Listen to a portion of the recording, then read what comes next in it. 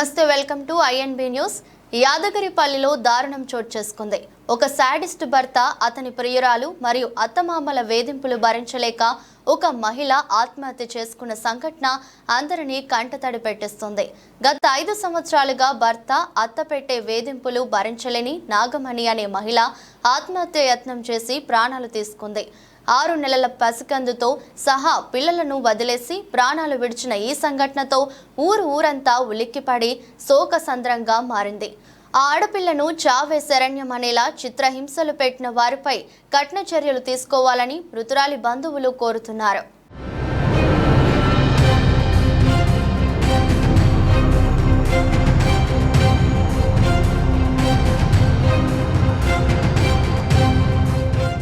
ఒక సాడిస్ట్ భర్త, అతను ప్రియురాలు మరియు అత్తమామల వేధింపులు భరించలేక 5 ఏళ్లు భరించి ఇక భరించలేనని 6 నెలల పసిగుడ్డుతో సహా పిల్లలను వదిలేసి ఒక నిండు జీవితంపై విరక్తి చెంది చావే శరణ్యమంటూ గంగమ్మ తల్లి వడిలోకి చేరుకున్న ఒక ఆడబిడ్డ అరణ్య రోదన, కన్నీటి వ్యధ యాదగిరిపల్లిలో చోటు చేసుకుంది.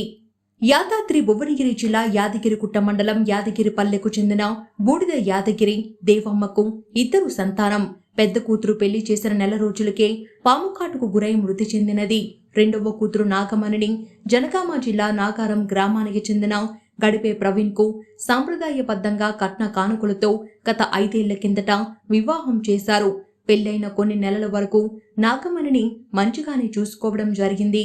నాగమణి భర్త ప్రవీణ్, ఆయన కొద్ది నెలల్లోనే నిజస్వరూపం బయటపడింది. అయ్యగారు ప్రవీణ్ పెళ్లి కాకముందు నుండే అక్రమ సంబంధం పెట్టుకుని నాగమణిని ప్రవీణ్ పెళ్లి చేసుకోవడం జరిగింది. నాగమణి భర్త ప్రవీణ్, అతని ప్రియురాలు ఒక్కొక్కటిగా ఆయన బాగోతం బయటపడింది. ఇట్టి విషయం నాగమణి పుట్టింటికి వచ్చి తన తల్లిదండ్రులకు జరిగిన విషయం మొరపెట్టుకుంది. నాగమణి తల్లిదండ్రులు బిడ్డకు సర్ది చెప్పుకొని అత్తగారింటికి పంపించారు. నాగమణికి మాత్రము ప్రవీణ్, అతని ప్రియురాలు వేధింపులు మాత్రం కొనసాగుతున్నాయని తల్లిదండ్రులకు ప్రతి విషయం నాగమణి చెప్పడం జరిగింది. ఎన్నేళ్ళయింది నీ బిడ్డను? పిల్లలు ఎందరు? మరి ఏమని బాగా వేధించిండా నీ అల్లుడు? వేధించబడితేనే ఎప్పుడు 5 ఏళ్ల నుంచి కొడుతుండు అంటే ఇట్లా కొడుతుండ్రా. మరి ఏం సంగతి? నేను 10 మందిని తీసుకుపోయి అడిగించండి, అన్ని అడిగించని అంటే మీ అల్లుని అడిగిస్తాను అంటే చెప్తాను. Okay okay. ఆఖరికి మరి ఎందుకు చచ్చిపోయింది? ఈ రోజే చచ్చిపోయింది. ఎన్నడూ వచ్చింది నీ బిడ్డ? మొన్ననే శనివారం నాడు తీసుకొచ్చి. అలిగే వచ్చిందా, తీసుకొచ్చిరా? అలిగేండి, వాళ్ళు అందులో కొద్ది కొట్టిండు, చేసిండు, తంత్రజాలం నువ్వు రావరాదా అన్నాడు. వాళ్ళు అందులో కొడు అంటే కూడా నేను ఒక్కనే అయిపోయినా, నాకు కొట్టు లేదు, కొమ్మలేదు, రావడం లేదు. అప్పుడు నువ్వు వచ్చేది కానీ నేనన్నా గొడవ గొడవ అయిపోయింది. 2 సంవత్సరాల వీళ్ల కాపురం కింద మీద పడుకుంటూ కాలం వెళ్లదీసి పండంటి బిడ్డకు జన్మనిచ్చింది నాగమణి. 2 సంవత్సరాల జీవితం గడిచిపోయింది. బాబుకు 2 సంవత్సరాలు నిండినవి. నాగమణి తల్లిదండ్రులకు యాదగిరిగుట్ట దేవస్థానం భూమి నిర్వాసితుల కింద కొన్ని డబ్బులు రావడం జరిగింది. ఇది తెలిసిన ప్రవీణ్ నాగమణిని, అత్తమామలను యాదగిరిపల్లికి వచ్చి నాకు డబ్బులు కావాలని పట్టుబట్టడంతో ప్రవీణ్ కు 3 లక్షల రూపాయలు ముట్ట చెప్పడంతో నాగమణిని, బాబును తీసుకుని నాగారం వెళ్లడం జరిగింది. ఈ డబ్బులతో ప్రవీణ్, అతని ప్రియురాలు జలసాలకు అలవాటు పడి దుబారా ఖర్చు చేశారు. రోజు మద్యం సేవించి రాత్రి సమయాలలో అతని ప్రియురాలు వీడియో కాల్ చేసి నానా బూతులు తిట్టారని నాగమణి తల్లిదండ్రులకు చెప్పడం జరిగింది. అయినా ప్రవీణ్ మారుతాడని ఎన్నో కలలు కన్నది. ఏమాత్రం ప్రవీణ్లో మార్పు రావడం లేదని నాగమణి కుటుంబ సభ్యులకు చెప్పడం జరిగింది. అంతలోనే మరో పాపకు జన్మనిచ్చింది నాగమణి. పాప పుట్టినప్పటి నుండి మరిన్ని డబ్బులు కావాలని నాగమణిని అత్తమామలు కూడా వేధించారని తల్లిదండ్రులకు చెప్పడం జరిగింది. ప్రతిరోజు ప్రవీణ్ మద్యం సేవించి శారీరకంగా పచ్చి బాలింతను చూడకుండా నానా హింసలకు గురి చేసేవాడని నాగమణి చెప్పడం జరిగింది. ప్రవీణ్, అతని ప్రియురాలు మరియు అత్తమామలు వేధింపులు, ఇంటి వద్ద నుండి డబ్బులు కావాలని ప్రతిరోజు వేధించడం మొదలుపెట్టారు. ఈ బాధలు భరించలేక పిల్లలను తీసుకొని యాదగిరిపల్లికి తన పుట్టింటికి వచ్చింది. శుక్రవారం రోజు 3వ తేదీన సాయంత్రం తన ఇంటికి చేరుకుంది.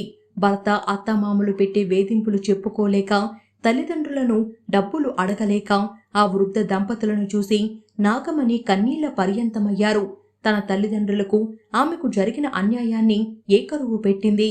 తల్లిదండ్రులు భర్త ప్రవీణ్ను అడుగుదామని ఎంత సర్ది చెప్పినా నాగమణి వినలేదు. ఆయనను అడిగితే నేను చస్తానని చెప్పడం జరిగింది. అత్త తిట్టిండు, మొగడు కొట్టిండు, గలీజ్ మాటలు అన్నాడు మా అమ్మ ముంగట్నే అని అన్నది వచ్చి. ఇక బేస్తారం శుక్రవారం మంచిగానే ఉంది, పొద్దుకి శనివారం నాడు మంచిగానే ఉంది. ఇక నిన్న ఇది వరకే అటు పోయింది. అటు పోతే తీసుకొచ్చారు, దొడ్డికాయని పోయింది వచ్చింది. పొద్దుకి వాళ్ళ ఇంటికాడ వండుకోరు, అయ్యా వాళ్ళ మేనత్త ఇంటికాడ వండుకోరు. ఇక పొద్దుగాల నేను పోయినప్పుడు తిన్నవా బిడ్డ అంటే తినలే పెద్దమ్మ తింటా అన్నది. తినిపోయే పోరు అంటే తింటా అన్నది. ఇక ఆమె అటు పోయింది, నేను ఇంట్లోకి వచ్చిన పండుకున్న, గోలేసుకొని నేను వండుకున్నా. ఈమె తల్లి ముంగట పోయిందో మరి వెనక పోయిందో నేను చూడలే, పండుకున్నా. ఇక అటు తల్లి వెనక ఇటు ఉరికొస్తుంది, వామ్మో వాయ్యో వామ్మో వాయ్యో అని ఉరికొస్తుంటే అందరం పోయినాం. ఇంకా అంతే, మేము పోయేవరకే పడ్డది. పోలీస్ అయినా దుంకిని తీసిండు. నాగమణికి మాత్రం ముందు నుయ్యి వెనక గొయ్యి అన్నట్లుగా ఆమె పరిస్థితి తయారయ్యింది. నాగమణి తల్లిదండ్రులు వృద్ధులు, కష్టం చెయ్యలేని పరిస్థితి, కూర్చుంటే లేవలేని పరిస్థితి. ఇది మొత్తం తెలుసుకున్న నాగమణి చావే శరణ్యం అనుకున్నది. తన 6 నెలల పాపకు పాలు ఇచ్చి కనులారా చూసుకొని వారిద్దరిని ముద్దాడి తన తల్లిదండ్రులను అమ్మా నాయనా అని మదలించి పిల్లలను మరొకసారి చూసి వాళ్ళిద్దరినీ మీద పడుకోబెట్టుకొని కష్టాలను చూడలేను అని కన్నీళ్ల పర్యంతమైంది నాగమణి. లక్ష్మీ నరసింహస్వామికి చేతులెత్తి దండం పెట్టి భీంసేం బావి వద్దకు చేరుకొని చెప్పులు విడిచి బావిలోకి దూకింది. ఇది గమనించిన తల్లి దేవమ్మ ఇరుగు పొరుగు వాళ్లకు చెప్పసాగింది. అంతలోనే యాదగిరిపల్లిలో పోలీస్ పాయింట్ బుక్ ఉన్నది. రోజు మాదిరిగానే పోలీసులు పెట్రోలింగ్ కార్ రావడం జరిగింది. ఇది గమనించిన పోలీసులు హుటాహుటిన బావి వద్దకు చేరుకున్న పోలీసులు యూనిఫామ్తోనే బావిలోకి దూకారు. ఎట్టకేలకు నాగమణి బయటకు తీయడం జరిగింది. పోలీసులు తమ ప్రాణాలను లెక్క చేయకుండా ధైర్య సాహసాలను యాదగిరిపల్లి ప్రజలు సబాష్ పోలీసులని ప్రతి ఒక్కరూ అభినందించారు. నాగమణి మాత్రం వెంటనే స్థానిక కౌన్సిలర్ సురేందర్ కారులో భువనగిరి ఏరియా హాస్పిటల్కి తరలించారు. డాక్టర్లు ప్రథమ చికిత్స చేస్తూనే దురదృష్టవశాత్తు నాగమణి అనంత లోకాలకు చేరుకున్నది. నాగమణి తండ్రి యాదగిరి పోలీసులకు ఫిర్యాదు చేశారు. వెంటనే పోలీసులు, ఏసీపీ, సిఐ, పోలీసులు ఘటనా స్థలానికి చేరుకొని వివరాలు అడిగి తెలుసుకున్నారు. కేసు నమోదు చేసి దర్యాప్తు చేపట్టామని పోలీసులు తెలిపారు.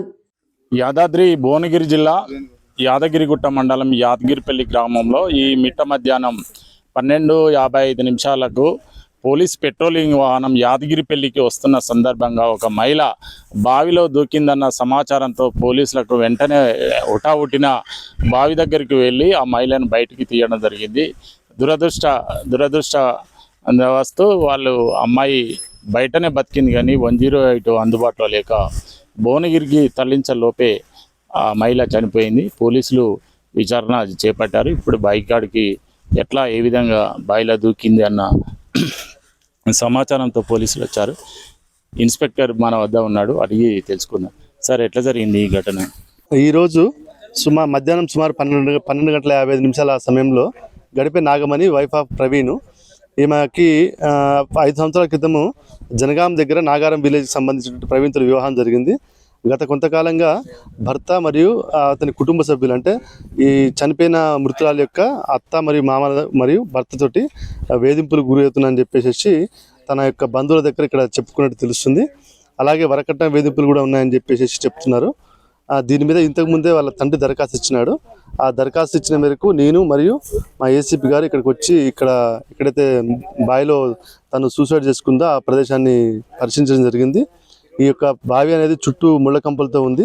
అదే సమయంలో ఆ మృతురాలు ఎప్పుడైతే బావిలో పడిపోయిందో అదే సమయంలో మా యొక్క యాదగిరిగుట్ట పోలీస్ స్టేషన్ సంబంధించిన పెట్రోల్ మొబైల్ ఇక్కడ ఈ ఏరియాలో పాయింట్ బుక్ ఉంటే విజిటింగ్కి వచ్చారు.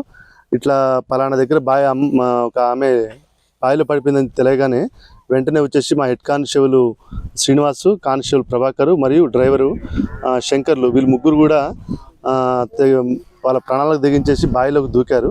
ఆ ముళ్ళ కంపలు ఉన్నప్పుడు కూడా లెక్క చేయకుండా దూకి ఆమెని బయటకు తీయడం జరిగింది. కాకపోతే అప్పటికే తను కొన ఊపిరితో ఉంది. వెంటనే ఒక ప్రైవేటు వాహనంలో యాదగిరిపల్లి పిహెచ్సి తరలించగా ఆమెకి అప్పటికే పల్స్ డౌన్ అవుతుందని తెలిసింది. తర్వాత వెంటనే భువనగిరి డిస్ట్రిక్ట్ హాస్పిటల్ పంపడం జరిగింది. అక్కడ తను అప్పటికే చనిపోయిందని చెప్పేసి తెలుస్తుంది. ఈ యొక్క మృతికి కారణమైనటువంటి మృతురాల యొక్క భర్త మరియు అత్త మామల పైన చట్టపరంగా మనం చర్యలు తీసుకోవడం జరుగుతుంది. ఆ కేసు విచారణ చేస్తున్నాము. పాపిస్టు ప్రవీణ్ను, అత్తమామలను కఠినంగా శిక్షించాలని, ఇలాంటి ఆడపిల్లలకు జరిగిన అన్యాయం ఇంకా ఎవ్వరికీ జరగకూడదని గ్రామస్తులు పోలీసులను వేడుకున్నారు.